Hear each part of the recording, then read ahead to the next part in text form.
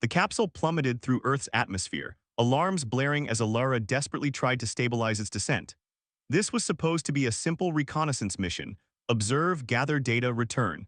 The Vexari High Council would be furious if they knew she'd breached atmosphere, let alone crash-landed on the prohibited planet. System failure imminent, the ship's AI announced with maddening calm as smoking control panels sparked around her. Impact in 3-2. The world went black. Alara awoke to the scent of pine and the distant call of unfamiliar creatures. Pain radiated from her shoulder, and something warm trickled down her forehead. With effort, she opened her eyes and found herself staring at a wooden ceiling, not the sleek metal interior of her ship. "You're awake," a deep voice startled her. Alara's eyes darted to the source, a human male with broad shoulders and kind eyes the color of this planet's oceans. She instinctively reached for her molecular disruptor, finding only soft fabric covering her body. "Easy there," the human said, raising his hands. "I'm not going to hurt you. I found you unconscious in the woods. Your car must have gone off the ridge." Car? Alara quickly assessed the situation.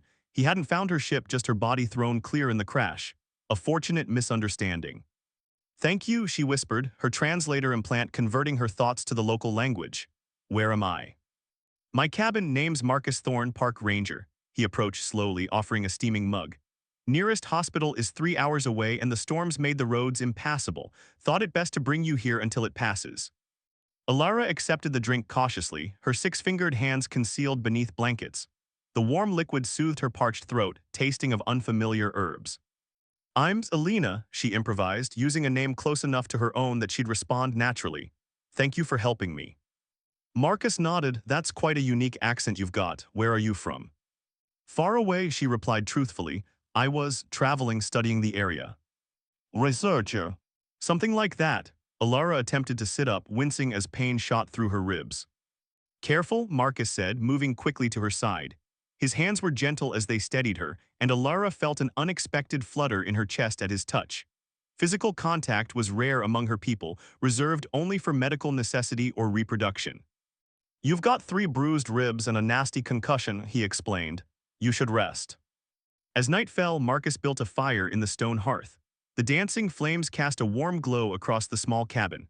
Alara watched him move with practiced efficiency, studying this human who had saved her life without question. "You live here alone?" she asked as he settled into a chair nearby. "Just me and the mountains," he confirmed. "Most people can't handle the isolation, but I prefer it." Alara nodded. "I understand. On my home, I often worked alone." "What work do you do?" His eyes reflected the firelight, curious but not suspicious. Alara hesitated. "I observe, report what I find." "A scientist, then?" "Of sorts." Outside, thunder rattled the windows as rain pounded against the roof. Alara shivered, not from cold but from the realization of how far she was from home, stranded on a forbidden world with a stranger whose kindness defied everything she'd been taught about humans. "You should sleep," Marcus said, rising to add another log to the fire. "Tomorrow, if the weather clears, we can figure out what to do about your situation." Alara nodded, though she knew her situation was far more complicated than he could imagine. As she drifted toward sleep, her last thought was of her ship, hidden in the forest, damaged beyond her ability to repair alone, and her only way back to the stars. 2 weeks had passed since Marcus found Alara in the forest. Her injuries were healing well, but the same couldn't be said for her ship. Each night while Marcus slept, she slipped out to assess the damage to her vessel, hidden beneath camouflage netting in a ravine half a mile from the cabin. "The communication array is beyond repair," she muttered to herself as rain pattered against the damaged hull. Her fingers traced the melted circuitry. Without it, she couldn't contact the Vexari fleet or signal for extraction. She was truly stranded. Back at the cabin, Marcus had become a fascinating study. Contrary to the Vexari intelligence reports describing humans as primitive and volatile, he showed remarkable compassion and intelligence. He never pressed when she deflected questions about her past, instead sharing stories of his own life growing up in crowded cities before seeking solitude in the wilderness, healing from personal losses through connection with Earth's natural rhythms. One evening, as they shared a meal of local vegetables and fish Marcus had caught, he watched her with curious eyes. "You hold your fork strangely," he observed. Alara immediately adjusted her grip, cursing her carelessness. The Vexari had 6 fingers, making human utensils awkward in her grasp. "Old habit," she murmured, "from childhood." Marcus smiled. "I like your little quirks, they make you different." If only he knew how different, Alara thought with a pang of guilt. Later that night, as moonlight filtered through the cabin windows, Marcus taught her to dance to old records on his vintage player. The proximity of their bodies sent unfamiliar sensations through Alara's nervous system, pleasant tingles that her species rarely experienced. "Your heart beats so fast," Marcus whispered as they swayed together, his hand resting lightly on her back. "My people have naturally accelerated heart rates," she replied without thinking. "Your people?" Alara froze. "My family," she corrected quickly. "Genetic trait." Marcus twirled her gently, seemingly accepting the explanation. As they continued dancing, his eyes never left hers. When the music ended, they remained close, breathing in rhythm. "Alina," he whispered, hesitantly reaching to touch her cheek. For a moment, Alara considered pulling away. Interspecies relationships were strictly forbidden by Vexari law. Yet as his fingers traced her jaw, the warmth of his touch overwhelmed her training. Their lips met softly at first, then with growing intensity. Alara felt a surge of sensations her species rarely experienced, her skin flushed with heat, her pulse racing beyond even Vexari norms. Her hands trembled as they found their way to his shoulders. When they finally parted, breathless, Marcus smiled. "I've wanted to do that since the day you opened your eyes."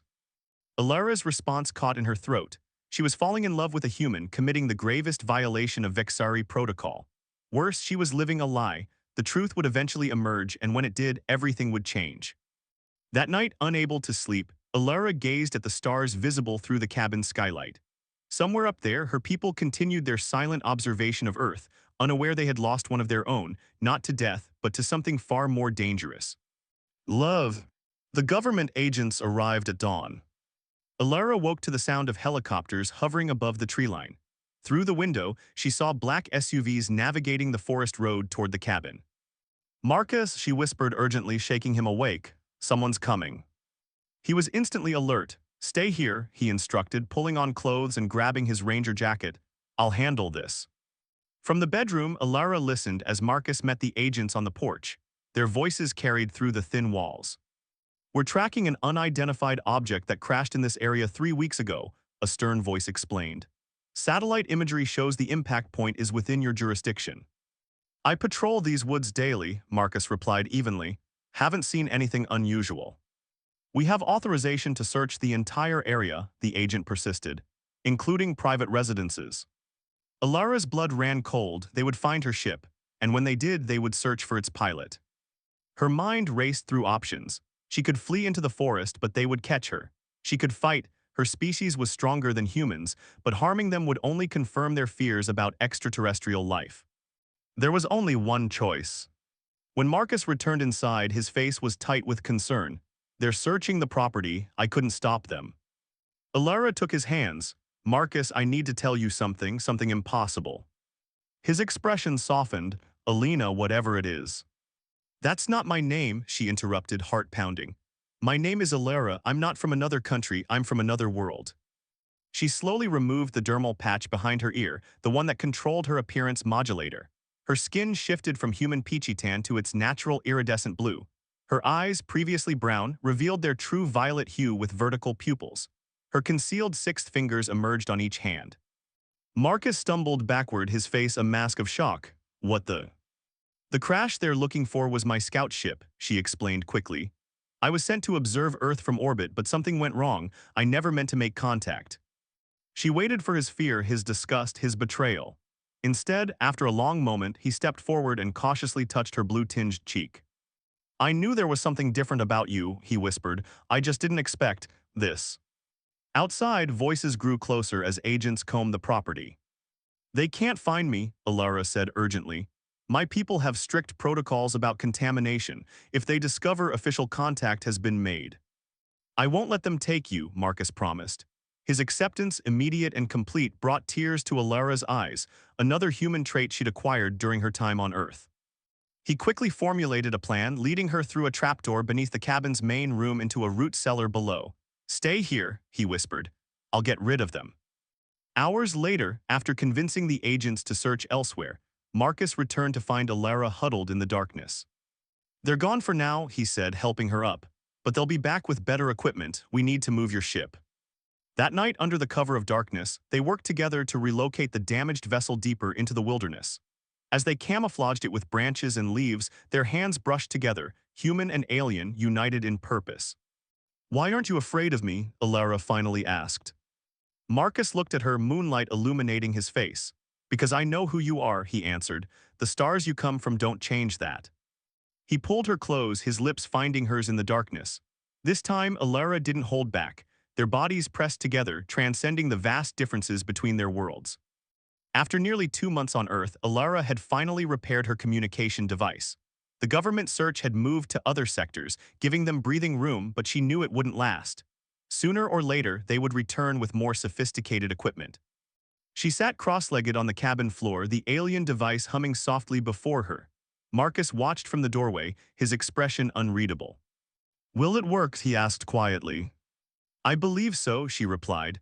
"But once activated, it will create a quantum link to my homeworld. The signal can't be traced by Earth technology, but your people will come for you," he finished. Alara nodded, her violet eyes troubled. "Marcus, there's something I haven't told you about the Vexari. Our protocols for compromised missions are severe." His brow furrowed. "Severe how?" She rose, packing the small cabin. "When a scout makes unauthorized contact with a prohibited species, especially one deemed potentially hostile, the standard procedure is extraction of the scout and," she hesitated, "elimination of all evidence." Understanding dawned in his eyes, evidence including witnesses. "Yes," she whispered, "they would consider you contaminated with knowledge that could threaten our security." The weight of her words hung between them. Outside, rain began to fall, drumming against the cabin roof. Marcus ran a hand through his hair, processing what she'd said. "Then don't activate it," he suggested. "Stay here with me." The longing in his voice matched the ache in her heart. "If I stay, we'll always be running from your government. They won't stop searching. We could go somewhere remote, change our identities." Alara touched his face gently, and live in fear forever. That night they made love with desperate intensity. Human and alien physiology were surprisingly compatible, and what they lacked in biological familiarity they made up for in emotional connection. Alara's skin glowed faintly in the darkness, a Vexari response to emotional stimulation. Marcus traced the luminescent patterns with wondering fingers. "You're beautiful," he whispered against her neck. Afterward, as he slept, Alara slipped from their bed and activated the communication device. The quantum link established instantly, connecting her to the Vexari network for the first time in months. The response was immediate. Her people had been searching for her. A retrieval vessel was already in the solar system, conducting covert operations. They would reach her position within 48 hours. And their orders were clear: bring Alara home, eliminate all traces of contact. She deactivated the device, tears streaming down her face. In 2 days, she could return to her world, her career, her life among the stars. All it would cost was the life of the man she loved. At dawn, Marcus found her sitting on the porch, watching the sunrise. "You activated it, didn't you?" he asked, sitting beside her. Alara nodded. "Their comings." His hand found hers, squeezing gently. "How long do we have?" 2 days. Marcus was quiet for a long moment. "Whatever you decide," he finally said, "I want you to know these months have been worth it, even if it ends tomorrow." Alara leaned against him, memorizing the sound of his heartbeat, the scent of his skin, the warmth of his body next to hers. She had less than 48 hours to make an impossible choice. The retrieval vessel would arrive at midnight. Alara felt it approaching, a disturbance in the atmosphere that human instruments couldn't detect but Vexari senses could perceive. Time was running out. She stood on the mountain ridge above the cabin, her repaired tracking beacon clutched in her hand. One activation and her people would pinpoint her exact location. She would be rescued, debriefed, rehabilitated. She could return to her life among the stars, this brief terrestrial adventure becoming nothing but a classified memory. All day, she and Marcus had moved in silence around each other, the weight of her imminent departure too heavy for words. He had helped her gather the components from her ship that would identify it as extraterrestrial, preparing them for transport. Not once had he asked her to stay. Not once had he made her choice harder than it already was. That selflessness only deepened her love for him. As twilight faded into true darkness, Marcus joined her on the ridge. Above them, stars emerged, thousands of points of light, one of which was her home sun, too distant to distinguish from the others. "It's time, isn't it?" he asked quietly. "Almost," she replied. "The extraction team will create a localized temporal distortion, what humans might call missing time. You would wake tomorrow with no memory of me." Marcus's face tightened. I don't want to forget you, Alara. It would be more merciful than the alternative. He turned to her then, taking both her six-fingered hands in his. Whatever happens, I need you to know that loving you has been worth any price. Something broke inside Alara then, the last barrier of her training, her loyalty, her obedience to Vexari protocol. In that moment she knew she couldn't do it, couldn't leave him, couldn't let her people take his memories or worse, his life. With sudden resolution, she twisted the components of the tracking beacon, rearranging its internal structure. Marcus watched, confused, as she activated it. What are you doing? He asked. Sending a false signal, she explained, her fingers moving with practiced precision. I'm redirecting them to the Pacific Ocean 3,000 miles from here. By the time they realize the deception, their window for retrieval will have closed. Understanding dawned in his eyes. You're staying. I'm choosing, she corrected, us. The modified beacon pulsed once, twice, then emitted a high-pitched tone before burning out completely, permanently severing her connection to her homeworld. It was done, there was no going back. They'll keep looking for you, Marcus warned. Yes, she agreed, both our kinds will. We'll need to keep moving, stay hidden. Rather than fear, his eyes shone with determination. I know places, remote communities where questions aren't asked, where different is normal. As the night deepened around them, they returned to the cabin to pack only what they needed. By dawn, they would be gone, the cabin left with no trace of either human or alien occupation. Later, as their truck wound down mountain roads toward an uncertain future, Alara watched the forest recede in the side mirror. Somewhere in those trees lay the remains of her ship, the last physical connection to her former life. Regrets? Marcus asked, noticing her gaze. Alara turned to him, violet eyes reflecting the rising sun. The Vexari don't have a word for home as humans understand it. The closest translation is origin point. I always thought that meant the world of my birth. Her hand found his on the gearshift, their different fingers intertwining. Now I know better, she continued. Home isn't where you're from, it's who you choose to build your life with. Marcus smiled, lifting their joined hands to kiss her blue-tinged knuckles. Ahead, the road stretched into unknown territory, a fitting metaphor for their journey together. They would face dangers, always looking over their shoulders for government agents or alien retrieval teams. Their life would never be simple. But as the new day dawned, Alara felt something she had never experienced in her carefully ordered Vexari existence. Freedom. The freedom to choose love over duty, connection over protocol, and a shared future, however complicated, over the cold certainty of returning to the stars alone. Some prices were worth paying. Some choices once made became their own kind of destiny. As they drove toward the horizon, Alara leaned against Marcus's shoulder and smiled. The alien scout couldn't return to her people, but for the first time in her life she was exactly where she belonged.